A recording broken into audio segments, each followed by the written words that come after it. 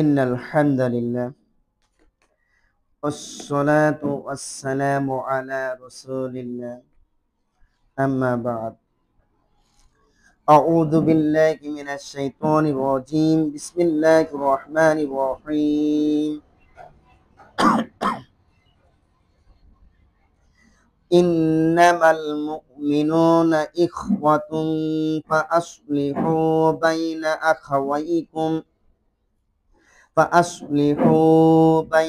أخويكم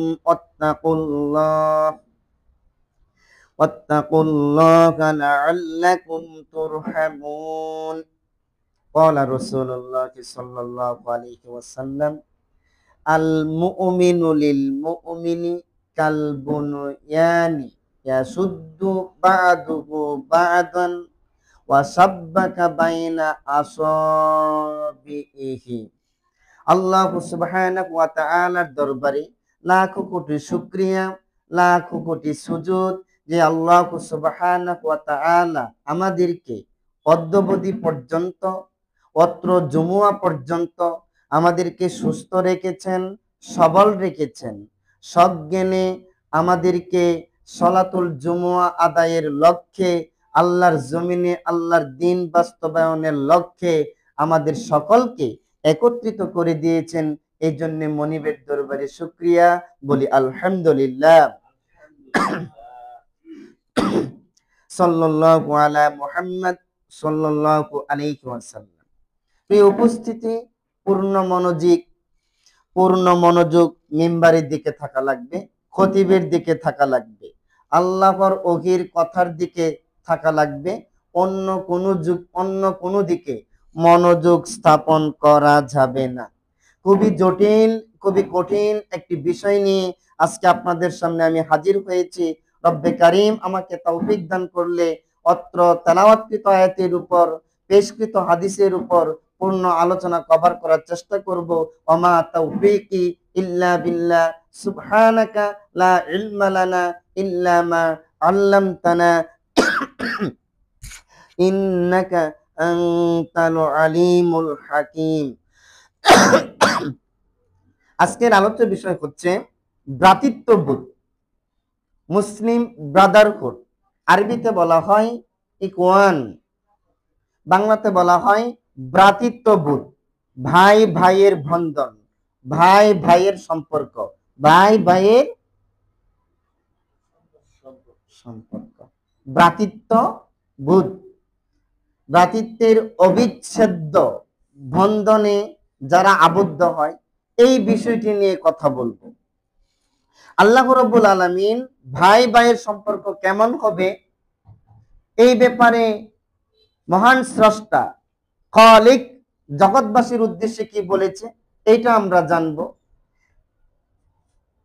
রব্বুল আলামিনের পক্ষ থেকে ধরার বুকে যাকে আদর্শ করে পাঠানো হয়েছে, ওয়া ইন্নাকা লা আলা খুলুকিন আযীম, যাকে যে মহান চরিত্রের উপরে প্রতিষ্ঠিত, যার ব্যাপারে 33 নম্বর সূরা আহজাবের 21 নম্বর আয়াতে বলা হয়েছে লাকাদ কানা লাকুম ফি রাসূলিল্লাহি উসওয়াতুন হাসানা, নিশ্চয়ই তোমাদের জন্য রাসূল আকরাম সাল্লাল্লাহু আলাইহি ওয়াসাল্লামের কাছে রয়েছে উসওয়াতে হাসানা, উত্তম আদর্শ।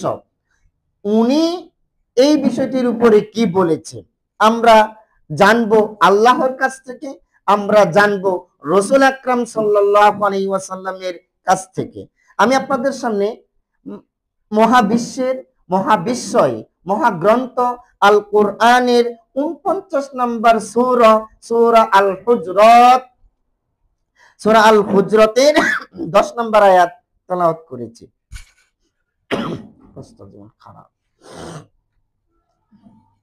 আল্লাহ রাব্বুল আলামিন বলেন ইন্নামাল মুমিনুনা ইখওয়া, নিশ্চয়ই মুমিনরা ভাই।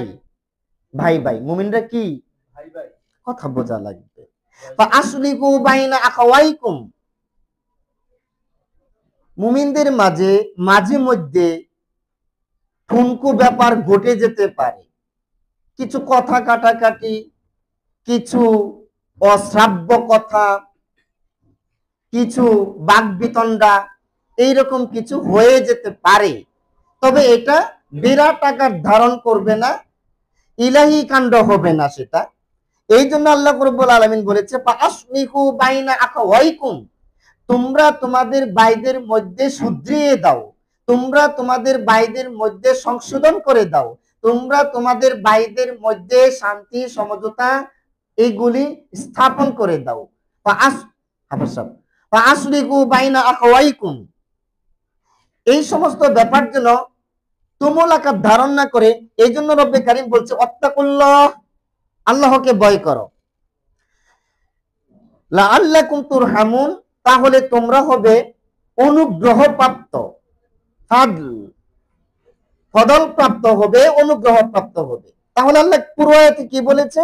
ইন্নামাল মুমিনুনা ইখওয়া, নিশ্চয়ই মুমিনরা হচ্ছে ভাই ভাই। ফাআসবিকু বাইনা আখাওয়াইকুম, মাঝে মধ্যে তাদের মধ্যে কিছু একটা ঘটে গেলে তারাই সমাধান করে নেবে, তারাই শুধরিয়ে নেবে। ওয়াত্তাকুল্লাহ, আর এই সকল ব্যাপারে আমরা আল্লাহকে ভয় করব। লাআল্লাকুম তুরহামুন, এমনটি যদি করতে পারি তাহলে আমরা আল্লাহর অনুগ্রহ প্রাপ্ত হব। রাসূল আকরাম সাল্লাল্লাহু আলাইহি ওয়াসাল্লাম বলেছেন আল মুমিনু লিল মুমিনি কাল বুনয়ানি ইয়াশুদ্দু বা'দুহু বা'দান ওয়া সাব্বাকা বাইনা আসাবিহি, মুমিনরা হচ্ছে প্রাচীরের মতো। মুমিনরা হচ্ছে কিসের মতো? দেয়ালের মতো, প্রাচীরের মতো, প্রাচীরের মতো। একজন মুমিন আরেকজন মুমিন হচ্ছে প্রাচীরের মতো, তারা একে অপরের অংশ, একে অপরের অংশ। ইয়াসুদ্দু বা'দুহু বা'দান, এরপরে আল্লাহ রাসূল সাল্লাল্লাহু আলাইহি ওয়াসাল্লাম বলছেন তারা কেমন? ওয়াসাব্বাকা বাইনা আসাবিহি, এক অংশ অন্য অংশের মধ্যে ঢুকে যাওয়ার মতো। এই কথাটা বলার সময় রাসূল আকরাম সাল্লাল্লাহু আলাইহি ওয়াসাল্লাম ডান হাতের আঙ্গুলগুলি বাম হাতের ভিতরে এভাবে ঢুকিয়ে দিয়েছেন। দেখেন তো এখানে কি বিন্দু মাত্র ছেদ আছে? দেখেন রাসূল আকরাম সাল্লাল্লাহু আলাইহি ওয়াসাল্লাম কি বুঝিয়েছেন আমাদেরকে। উকিল সাহেব, কোন ফাঁক আছে? এইভাবে বোঝাচ্ছেন একটা অংশ অপর অংশে যেমন ঢুকে যায়, দেয়ালে যেমন সিমেন্ট বালি ইট অ্যাডজাস্ট থাকে, একটা ইট এবং অপর আরেকটা ইটের গাঁথনি হলে যেমন মিশে থাকে, এই পৃথিবীর গোটা মুমিন সম্প্রদায় ইমানদার শ্রেণীর ব্যবস্থাটা হলো ঠিক এইরকম। সুবহানাল্লাহ। এর চাইতে ওয়ান্ডারফুল এক্সাম্পল আপনি আর কি চান পৃথিবীর বুকে? আর কি চান? প্রাচীরের মতো এবং উপস্থিত সাহাবীদের সামনে এইভাবে ঢুকিয়ে বুঝিয়েছে মুমিনটা হচ্ছে ঠিক এইভাবে একটা বন্ধন, একটা অবিচ্ছেদ্য, যেটাকে ছেদ করা যায় না, এইরকম বন্ধন। সুবহানাল্লাহ। আজকের পুরো আলোচনাটি হবে মুমিনরা ভাই ভাই, মুমিনদের ভ্রাতৃত্ববোধ, মুসলিম ব্রাদারহুড, ইখওয়ান। কি ইখওয়ান? আমরা জানি হাদিসে আছে আল মুসলিমু আখুন লি মুসলিম, একজন মুসলিম অন্য মুসলমানের ভাই।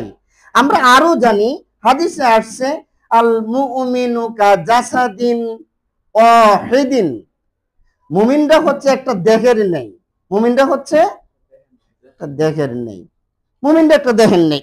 এখন মনে করেন ডান হাত এক জায়গায়, বাম হাত কি 5 কিলোমিটার দূরে? হ্যাঁ, চোখ হচ্ছে এই পাশে, বাম চোখ কি 20 কিলোমিটার দূরে? পা একটা 1 হাত ব্যবধান, আরেক পা কি 500 কিলোমিটার দূরে? পাশাপাশি। কি পাশাপাশি? অর্থাৎ চোখে ব্যথা হলে সমস্ত শরীরে ব্যথা অনুভূত হয়, মাথায় ব্যথা হলে সমস্ত শরীরে ব্যথা অনুভূত হয়, পেটে ব্যথা হলে সমস্ত শরীরে ব্যথা অনুভূত হয়। পৃথিবীর কোনায় কানায় কোনো এক জায়গায় কোনো এক মুমিন দুর্দশাগ্রস্ত হলে তার এই ব্যথায় গোটা পৃথিবীর ইমানদার সমাজ একযোগে ব্যতীত হবে। সুবহানাল্লাহ। কি এক বন্ধন! আমরা মনে করি আমরা বাংলাদেশের মুমিন, ওরা পাকিস্তানের মুমিন, ওরা ভারতের মুমিন, ওরা কাশ্মীরের মুমিন, ওরা কাতারের মুমিন, ওরা দুবাইয়ের মুমিন, ওরা ব্রুনাই মুমিন, ইন্দোনেশিয়া, দক্ষিণ এশিয়া, উত্তর কোরিয়া, দক্ষিণ কোরিয়া। না, এইগুলি করছে শয়তানরা। এইগুলি কারা করছে? শায়তানরা বলতে ওই যে ফিরিঙ্গিরা, ব্রিটিশরা, ওরা পৃথিবীর মুমিনদের যে একটা একত্রিত যে পাওয়ার ছিল, এই পাওয়ারকে টুকরা টুকরা করে দেওয়ার জন্য, ভেঙে চৌচির করে দেওয়ার জন্য তারা এক একটা বর্ডার করেছে। বিশ্ব মুসলিমদের খেলাফত ব্যবস্থাকে টুকরো টুকরো করে মুসলমানদের যে একটা শক্তি ছিল, এই শক্তিকে তারা নিঃশক্তিতে পরিণত করেছে। এবং তারা জাতিসংঘ নামের একটা অবৈধ সংঘ তৈরি করেছে, যেখানে কাফেরদের স্বার্থ উদ্ধার হবে, অন্যদের স্বার্থ উদ্ধার হবে না। কাফেরদের কুকুর মারা গেলে এইটা নিয়ে আলোচনা হবে জাতিসংঘে, আর ফিলিস্তিনে লক্ষ লক্ষ মানুষ মারা গেলে এই ব্যাপারে মাথা ঘামানো হবে না। ওই সংঘটা ঠিক পৃথিবীর নেতৃত্বটা ওইভাবে দিচ্ছে। কেন? তাদের হাতে প্রযুক্তি আছে। কেন? তাদের হাতে হাইড্রোজেন বোম আছে, অস্ত্র আছে, গোলা বারুদ আছে, ক্ষেপণাস্ত্র আছে। এই পৃথিবীর মানুষ ওইখানে ডক্টরেট ডিগ্রি আনতে যায়। এই পৃথিবীর মানুষ ওই রাষ্ট্রকে উন্নত মনে করে, তারা হচ্ছে সর্বেসর্বা, তারা হচ্ছে মুরল, তারা পৃথিবীকে কিছু দিলে পৃথিবী চলতে পারবে, দর্ণা দিয়ে চলতে হবে, তুষামদি করে চলতে হবে, আঙ্গুল চুষে চলতে হবে। এই জন্য তারা হেডামে থাকে। কিসে থাকে? হেডামে থাকে। কিন্তু এটা বেশি দিন থাকতে পারবে না। একবার তো পিটুনি খেয়েছে আফগানিস্তানের তালেবানদের হাতে। কোন সময় কোন দিক দিয়া কি শুরু হয়ে যায় বলা যায় না। আমরা তো এমনিও মরবো, আমরা তো, তবে আমেরিকাকে দেখে ছাড়বো, রাশিয়াকে দেখে ছাড়বো, আমরা তো এমনিই মরবো, তবে আমরা দেখে ছাড়বো ইনশাআল্লাহ। টুডে অর টুমরো, আজ কিংবা কাল আমরা প্রতিশোধ নেব। পৃথিবীর জমিনে যত ফোঁটা রক্ত ঝরেছে আমার মা বোনদের থেকে, আমার মুসলিম ভাই বোনদের থেকে, এর প্রতি ফোঁটা রক্তের প্রতিশোধ নেই আল্লাহর দরবারে আমরা যাব। এই চিন্তা মাথায় লালন করছি, এই চিন্তা আপনাদের মাঝে ছড়িয়ে দিচ্ছি। ইনশাআল্লাহ জাতি তৈরি হচ্ছে, ইয়ং জেনারেশন তৈরি হচ্ছে। যে কোনো সময় পৃথিবীতে বিস্ফোরণ ঘটবে, এক কালেমার বিস্ফোরণ ঘটবে, আল্লাহর ওহির বিধানের বিস্ফোরণ ঘটবে, যেটা দিয়ে দুনিয়া চলবে। আল্লাহ আমাদেরকে তাওফিক দান করুক, বলে আমিন। বলতেছিলাম আল মুমিনু কাজাসাদিন ওয়াহিদিন, মুমিনটা হচ্ছে একটা দেখের নেই, মুমিনটা হচ্ছে একটা দেখের নেই। একজন মুসলমান অন্যজন মুসলমানের ভাই। এবং মুসলিম কাকে বলে? মান সালিমাল মুসলিমুনা মিন লিসানিহি ওয়া ইয়াদিহি। সামনে আসো। মান সালিমাল মুসলিমুনা মিন লিসানিহি ওয়া ইয়াদিহি, যার হাত এবং জবান থেকে অন্য মুসলমান নিরাপদ থাকে, সে হচ্ছে প্রকৃত মুসলিম, সে হচ্ছে প্রকৃত। খেয়াল করেন, মান সালিমান মুসলিমুনা মিন লিসানিহি ওয়া ইয়াদিহি, যার জবান থেকে এবং হাত থেকে অন্য মুসলমান নিরাপদ থাকে, সে হচ্ছে প্রকৃত মুসলিম। যখন শরিয়া প্রতিষ্ঠিত হয়ে গিয়েছিল, যখন শরিয়া প্রতিষ্ঠিত হয়ে গিয়েছিল, মক্কা এবং মাদিনাতে যখন ওহির আলো জ্বলছিল, ঠিক এমন সময় কোন একদিনের ঘটনা, আবু যর রাদিয়াল্লাহু তাআলা আনহু বিলাল রাদিয়াল্লাহু তাআলা আনহুকে বলেছিল, বিলাল রাদিয়াল্লাহু তাআলা আনহুকে বলেছিল, হে নিগ্রুর বাচ্চা, হে কালোর বাচ্চা, হে কালোর বাচ্চা। এটা বলার পরে রাসূল আকরাম সাল্লাল্লাহু আলাইহি ওয়াসাল্লামের কাছে বিলাল রাদিয়াল্লাহু তাআলা আনহুকে বললেন, ইয়া রাসূলুল্লাহ, আবু যর আমাকে গালিটা দিল। কি দিল? তখন রাসূল আকরাম সাল্লাল্লাহু আলাইহি ওয়াসাল্লাম বলেছিলেন, ইয়া আবা যর ইন্নাকা মরউন ফিকা জাহিলিয়াতুন। হে আবু যর, আমি তো দেখছি তুমি এখনো জাহিলিয়াতের মধ্যে আছো, ইসলামে তো কালা দলার ব্যবধান নাই, তুমি কেন বিলালকে এই কথা বলেছো? তখন আবু যর রাদিয়াল্লাহু তাআলা আনহু বিলালের কাছে, রাদিয়াল্লাহু তাআলা আনহুর কাছে গিয়ে তার সামনে গিয়ে মাটিতে এইভাবে শুয়ে পড়লেন, গালটা পেতে দিলেন।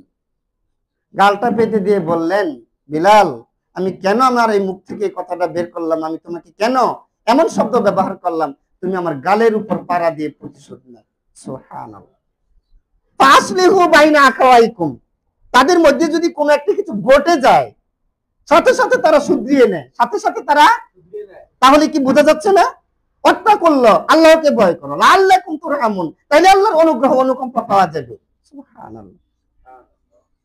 বিচার করলো, রাসূল বলল, আবু যর, আমি তো দেখছি এখনো জাহিলিয়াতের মধ্যে আছো, অথচ জাহিলিয়াত দূর করার জন্য আমরা কত কিছু করলাম, এই সমাজেও একজন আরেকজনের প্রতি গালি চলে, চোখরাঙ্গানি চলে।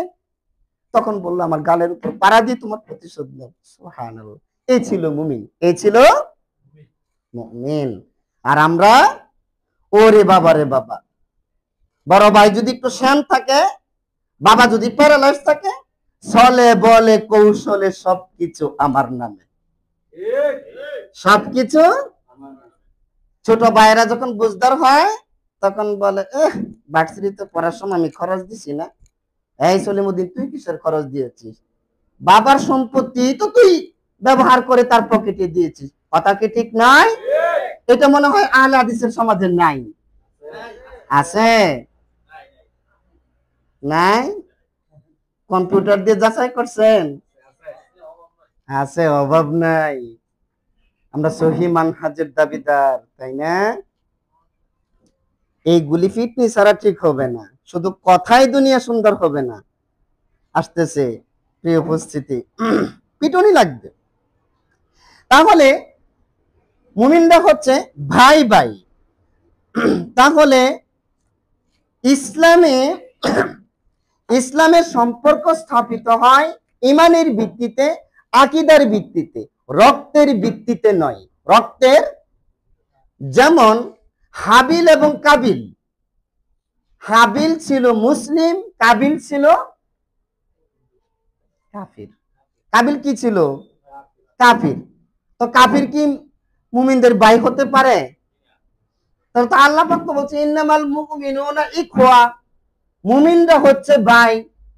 তাহলে তো একই বাবার সন্তান, আদম আলাইহিস সালামের সন্তান হাবিল ও কাবিল। কিন্তু আল্লাহ কাবিলকে কাফের বলেছে, হাবিল হচ্ছে মুসলিম। তাহলে বোঝা গেল একই বাবার সন্তান হতে পারে, একই মায়ের পেট থেকে বের হতে পারে, এদেরকে বলা যায় সহোদর ভাই, এদেরকে বলা যায় আপন ভাই। কিন্তু ইসলামের দৃষ্টিকোণ থেকে এরা অরিজিনাল সূত্রে ভাই নয়। বোঝার চেষ্টা করবেন। এই যে সমাজে ফাটল ধরা শুরু হয়েছে, আবু জাহেল, আবু লাহাবের মাথা খারাপ হয়ে গিয়েছিল।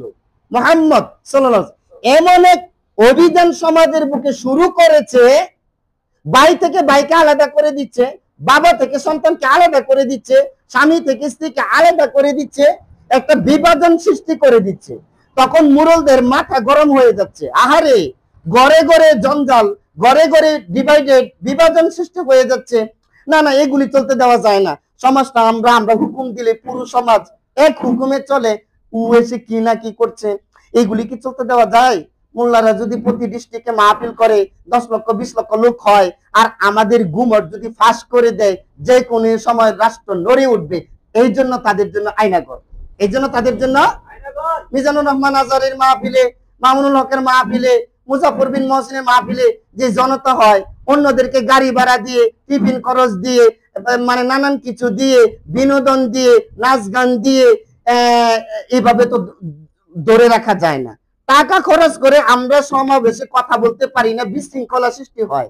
আর দূর দূরান্ত থেকে আইসা একদম পিন পতন বসে থাকে, ঠান্ডা মাথায় কথা কয়া রাষ্ট্রকে তো অন্যদিকে নিয়ে যাবে, তাই আলেমদের শত্রু হয় তারা। কথা কি ঠিক নয়? এই জন্য আবু জাহেলের মাথা খারাপ হয়ে গিয়েছে, ঘরে ঘরে বিভাজন সৃষ্টি হচ্ছে। আমি বলতেছিলাম একই মায়ের পেট থেকে বের হতে পারে, তবে যদি আকীদার ভিত্তিতে এক স্থানে না আসে, আকীদার ভিত্তিতে যদি এক পয়েন্ট না আসে, ইসলাম বলছে সে ভাই নয়, কুরআন বলছে সে ভাই নয়, হাদিস বলছে সে ভাই নয়। প্রিয় উপস্থিতি, বাস্তবতা নেন, বাস্তবতা নেন। একটা মুসলিম পরিবার থেকে কেউ যদি অন্য ধর্মে ট্রান্সফার্ড হয়, সে কি কাফের না মুসলিম? কাফের। এখন এই কাফের কি পিতার সম্পত্তি পাবে?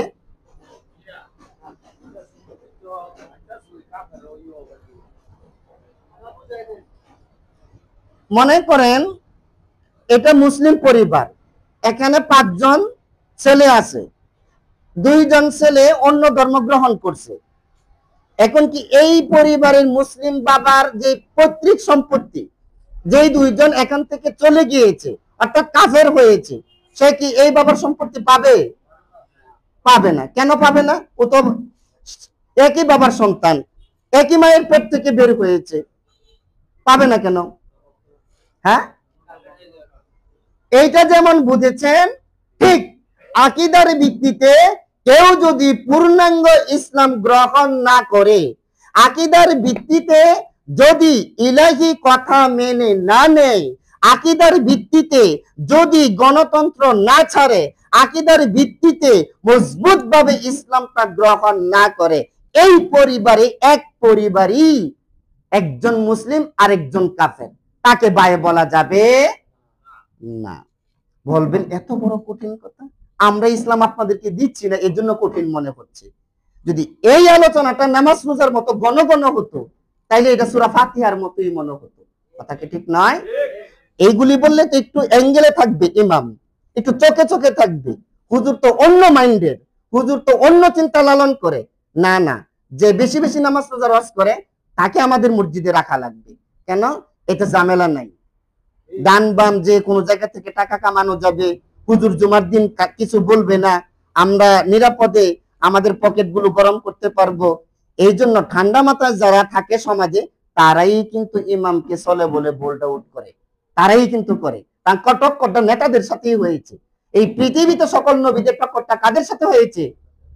সাধারণ জনগণ তো সকালবেলা রিক্সা নিয়ে বের হয়, সে তো চায় এই মোড়ে কতজন যাত্রী পাবো, ওই মোড়ে কতজন যাত্রী পাবো। সাধারণ শ্রমিককে খোঁজে আমি আরেকজনের বাড়িতে কামলা দিব। একটা প্রাইভেট টিউটর মনে করে আরে আমার তো 2টা টিউশনি আছে, আমি যদি আরো 2টা পাইতাম। এরা এইগুলি নিয়ে ভাবে না। যারা ঠান্ডা মাথায় 1 ঘন্টায় 2 প্যাকেট ব্যঞ্জন শেষ করে ব্যঞ্জনে টান দেয় আর ভাবে সমাজ থেকে কিভাবে লুটিপুটে খাওয়া যাবে। কথা কি ঠিক নয়? এরাই শত্রু হয়। ইন্নামাল মুমিনুনা ইখওয়া, মুমিনরা হবে ভাই ভাই। টক্কর দিচ্ছি না তাদের সাথে, জিম্মি করে রেখেছে গোটা সমাজ ব্যবস্থা এই জাতীয় রাঘব বোয়াল, এই জাতীয় হিংস্র দানব দত্ত, এই সমস্ত মানুষকে খুব সমাজকে খুব মানুষগুলির জন্য আজকে খুতবা দেওয়ার পরেও, ঈদের নামাজ পড়ার পরেও, ওয়াজ করার পরেও সমাজ যেখানে আছে আরো দ্বিগুণ গতিতে সমাজটা জাহিলিয়াতের ভিতরে ঢুকে যাচ্ছে। কথা ঠিক নয়? উপস্থিতি, ইন্নামাল মুমিনুনা ইখওয়া। আপনি বলবেন কিভাবে মুমিন নয়?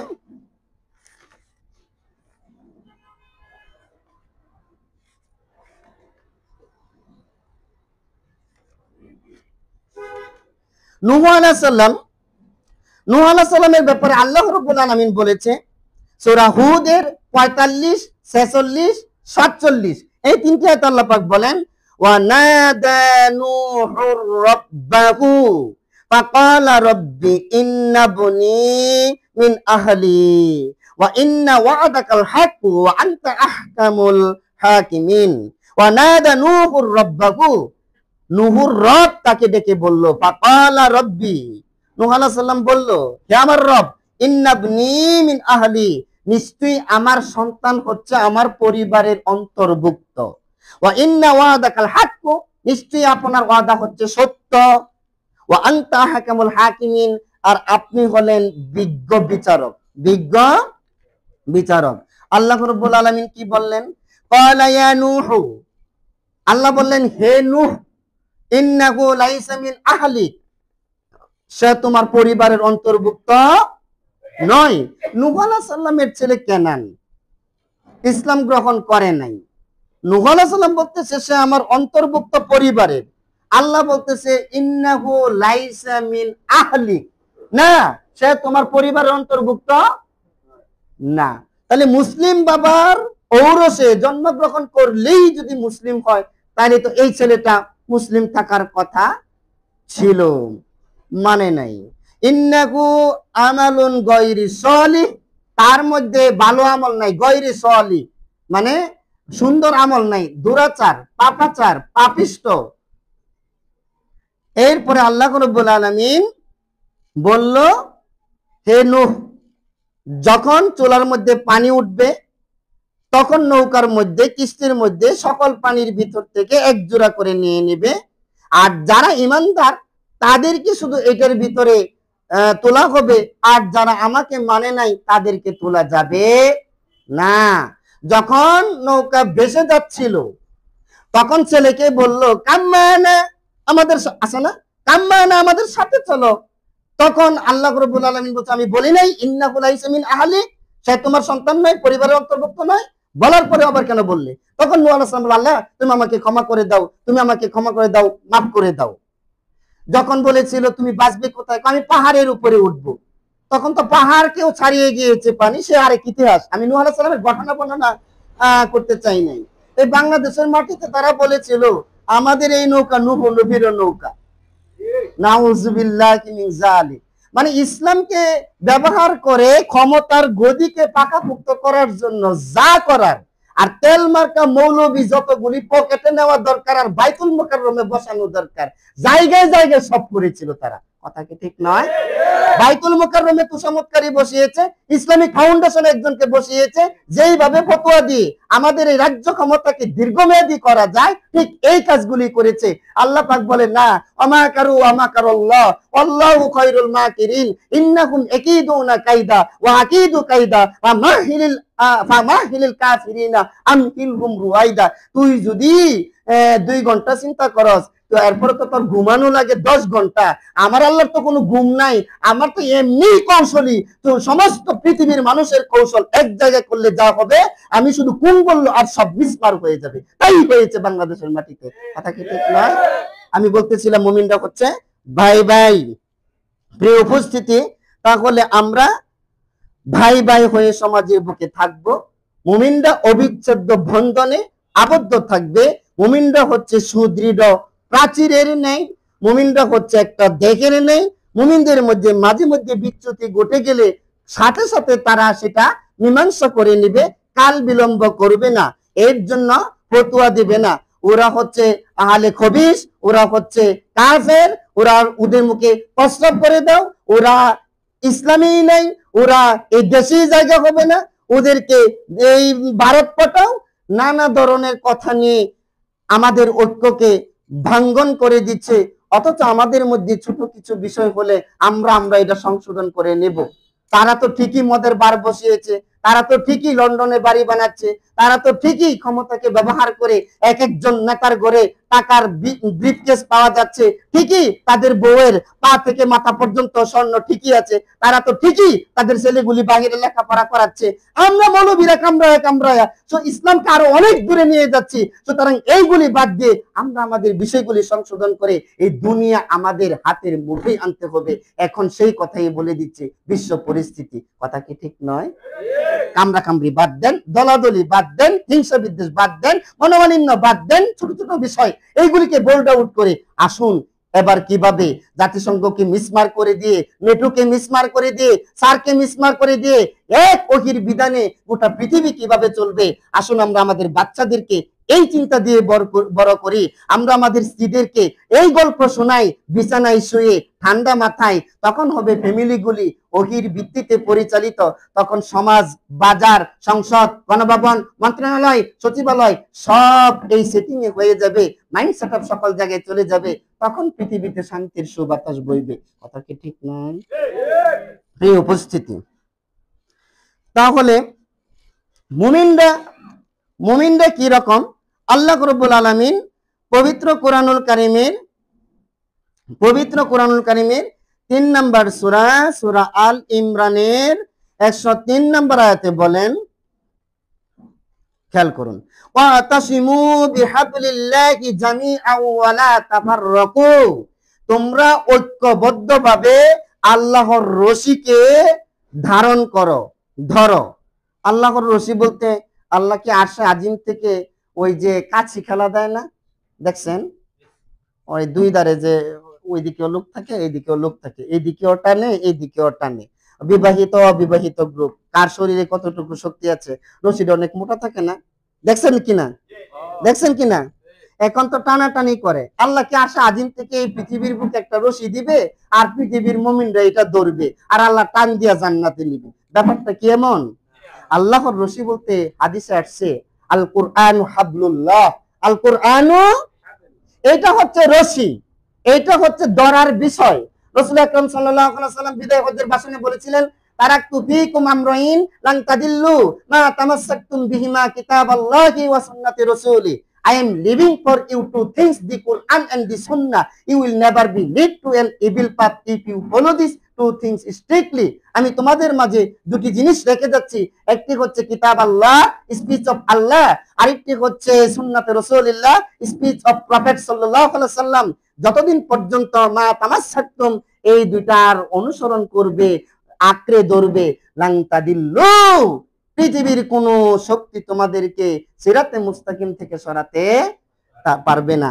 তাহলে ওয়াতাসিমু বিহাবলিল্লাহি জামিআন ওয়া লা তাফাররাকু, তোমরা ঐক্যবদ্ধভাবে আল্লাহর রশিকে ধারণ করো। ওয়াযকুরু নি'মাতাল্লাহি আলাইকুম ইয কুনতুম আদাআন ফাআল্লাফা বাইনা কুলুবিকুম ফাসবাহতুম বিনি'মাতিহি ইখওয়ানা।